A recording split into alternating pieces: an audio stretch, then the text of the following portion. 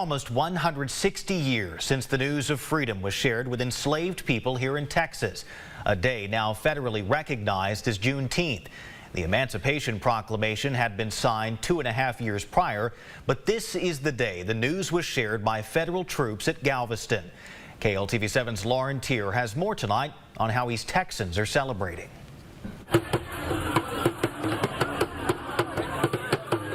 Sounds of celebration as dozens of East Texans of all ages and races joined the Juneteenth celebrations hosted by the Texas African American Museum in Tyler.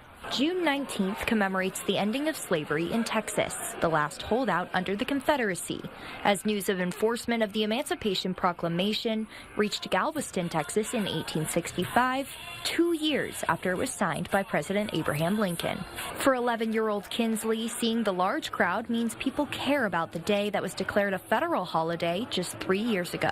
It makes me happy and good because I like to see other people supporting our day. But many say they have been celebrating this day for decades, long before it was recognized on the federal level. When I was a little boy, 10 years old, we would celebrate Juneteenth, so that was a long time ago. Greg Muckleroy, the advisory committee chairman for the museum, says he hopes more and more people will choose to celebrate in the coming years. We're hoping that at some point the rest of America celebrates Juneteenth as much as they do the 4th of July.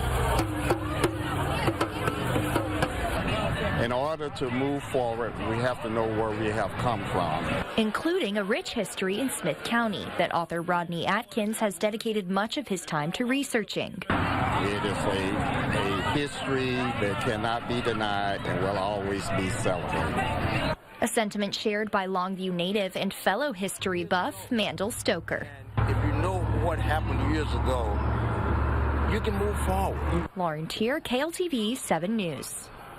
And the museum hosts this celebration every year, featuring music, food, and even bounce houses for the kids.